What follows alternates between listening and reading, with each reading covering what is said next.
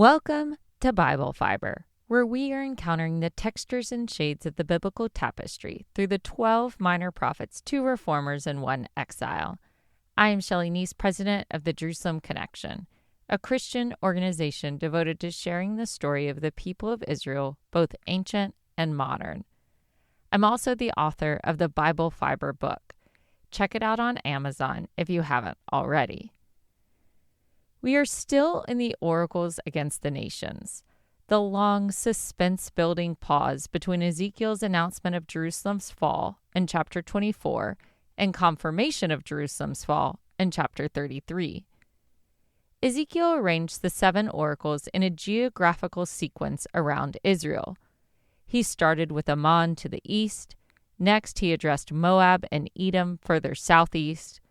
The focus then shifted westward to Philistia, followed by Tyre and Sidon to the northwest. In the last pronouncement, Ezekiel turned his reproach to Egypt in the southwest. The oracle against Egypt is Ezekiel's longest by far, spanning 4 chapters. In chapter 29, Ezekiel gave the exact date for his first oracle against Egypt, the equivalent of January 7th, 587 BCE. It was exactly a year since Nebuchadnezzar first laid siege to Jerusalem. In the early 6th century BCE, at the time of Ezekiel, Egypt was the only regional power who had a chance of challenging Babylon's expansion. As Nebuchadnezzar's army campaigned throughout the region, Egypt tried mightily to hold on to its upper hand. Jerusalem found itself in a precarious position, caught in the middle of 2 major powers vying for dominance. King Zedekiah, Jehoiakim, and Jehoiachin all hoped to preserve Jerusalem's independence. They switched their allegiance between Babylon and Egypt, unsure of the safest bet. One of Egypt's tactical strategies was to help smaller nations in their resistance to Babylonian ambitions. They wanted their allies to be codependent on them for aid. For example, Pharaoh Hophra of Egypt encouraged Judah to rebel against Babylon, promising Egypt's military support in their struggle. He said they would intervene on Judah's behalf and repel Nebuchadnezzar. According to Jeremiah's account, Egypt's intervention forced the Babylonians to lift their siege of Jerusalem, giving the city a brief respite and strengthening Judah's determination to continue fighting. However, Pharaoh Hophra relented, and his battalion retreated once they confronted the Babylonian army. Jeremiah's description is vague, but Egypt might have even withdrawn without a battle. This withdrawal of Egyptian forces hastened the fall of Jerusalem. Both Ezekiel and Jeremiah prophesied that God was going to use Babylon to punish Judah. With that understanding, they wanted to get the punishment over with. That is why they were both irritated with Egypt prodding Jerusalem's kings to revolt. The prophets blamed Egypt for soliciting Judah's partnership and blamed Judah for placing their trust in Egypt. Judah had to be punished, and Pharaoh Hophra was interfering with that process. God gave Ezekiel a word for the Pharaoh. "Mortal," he commanded, "prophesy against Pharaoh, king of Egypt, and set your face against him and against all Egypt." He does not name the Pharaoh, but the dating and context points to Pharaoh Hophra. He characterized the Pharaoh as the great dragon sprawling in the midst of its channels. The word Ezekiel used was tanim, the same word used for chaos monsters like the Leviathan in ancient Near Eastern mythology. By describing the Pharaoh as a primordial monster, Ezekiel was mocking the Pharaoh's pretensions to divinity. The sprawling creature boasted, "My Nile is my own, I made it for myself." Putting words in the monster's mouth, Ezekiel was calling out the Pharaoh's excessive pride and his false sense of security. The creature laid claim to the Nile as if he was not only the Nile's possessor, but also its creator. The Pharaoh's claim on the Nile aligned him with the Tyrian king, who also claimed divinity. In the next verse, Ezekiel demoted the creature from mythical status to a common crocodile. He warned, "I will put hooks in your jaws and make the fish of your channels stick to your scales. I will draw you up from your channels with all the fish of your channels sticking to your scales. Ezekiel's shift from mythical dragon to now crocodile grounded the prophecy in a familiar, real-world creature significant to Egyptian culture. The imagery shows Ezekiel's mastery of satire. He was mocking the gap between the Pharaoh's actual power and his self-perception. Hooking a crocodile's jaws was indeed the method ancient Egyptians used to catch the crocodiles that populated the Nile River. The ancient Greek historian Herodotus wrote about the Egyptians' approach to crocodile hunting. According to Herodotus, the Egyptians tied pork to a hook and rope to lure the crocodiles to shore. Once they caught the crocodile, they blinded the creature and bound its legs. Then they adorned the crocodiles with jewelry and ornaments as part of a ritual, either killing and mummifying them or keeping them alive and feeding them. In the Egyptian pantheon, crocodiles were associated with the god Sobek. In Ezekiel's word picture, God played the role of crocodile hunter. He was the one to hook the crocodile and drag him out of his habitat. The fish stuck to the crocodile's scales may be a reference to Egypt's allies or its normal citizenry. Either way, their fate depended on the fate of the creature. God said he would throw the crocodile into the desert where he had no hope of survival at the mercy of scavenger birds.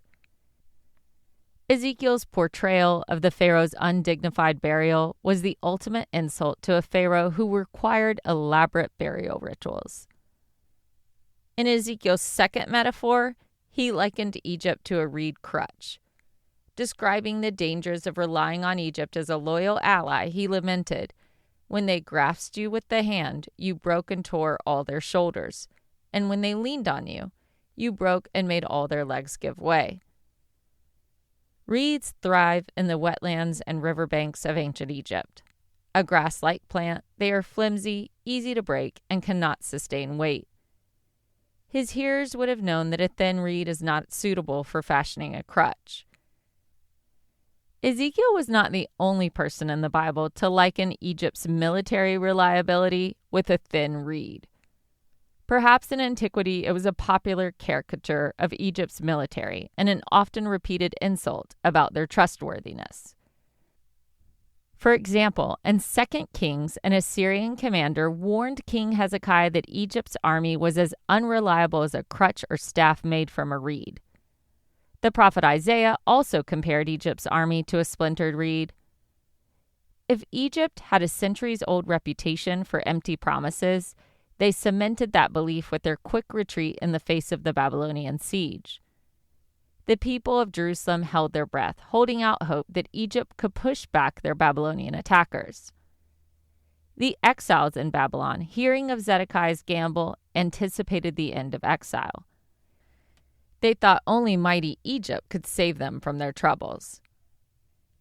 Ezekiel described Jerusalem leaning on the reed crutch, falling from its lack of support and becoming injured. It was futile to rely on them for aid. Judah should have never trusted in any protector other than Yahweh. But because they had placed their trust in Egypt, his punishment of Egypt was that much more severe. God would still hold Egypt accountable for its failure to deliver on its assurances.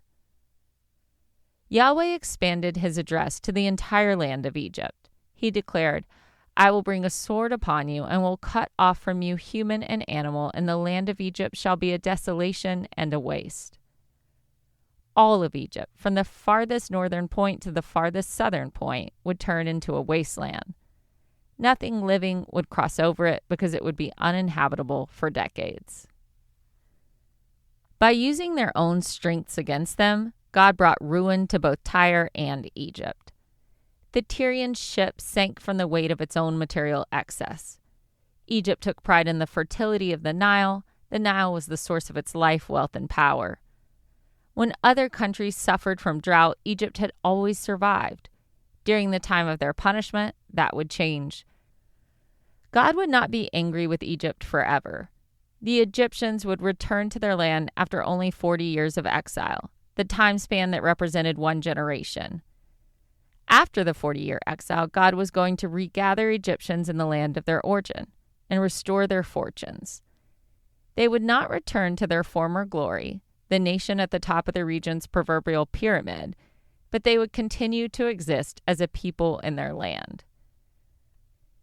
Egypt's punishment paralleled Judah's punishment. The light sentence is at first surprising, except Ezekiel said after the return they would be a lowly kingdom. While Egypt may have experienced a similar period of exile, their return won't be a glorious restoration. They would never again be strong enough to impose their rule over the neighboring states. In fact, Egypt would be a vassal state to a rotation of conquering empires: Babylon, Persia, Greece, and Rome. As a result, Jerusalem would stop being codependent on Egypt for protection. Ezekiel said, "The Egyptians shall never again be the reliance of the house of Israel. They will recall their iniquity when they turn to them for aid." After describing Tyre's burial at the bottom of Sheol and Ammon and Moab being wiped from history, it is shocking that Ezekiel offered Egypt its own restoration promise. Daniel Block, author of the Nikot commentary on Ezekiel, theorizes that Egypt's denouncement was less severe than the other nations because at least it showed compassion for Judah during the siege. Tyre greedily took advantage of Judah's fall, and the other nations gloated over Jerusalem's demise. Egypt may have faltered on its oath to Israel, but it did not exploit its misfortune. Egypt tried to help Judah, even if its motives were not selfless. The book of Ezekiel concludes with an unexpected twist in chapter 29. A prophecy dated 571 BCE, 17 years after the earlier oracle against Pharaoh, stands way out of the chronological sequence. This late addition, likely placed there by an editor for thematic consistency, is the entire book's final recorded prophecy. Nearly 2 decades had passed since Ezekiel first uttered his prophecy against Tyre. Nebuchadnezzar's troops had besieged the island fortress for 13 grueling years before abandoning their efforts. God vividly described the toll on the soldiers. Every head was made bald and every shoulder was rubbed bare. Whether from natural aging or the brutal conditions of prolonged siege warfare, the Babylonian army had suffered.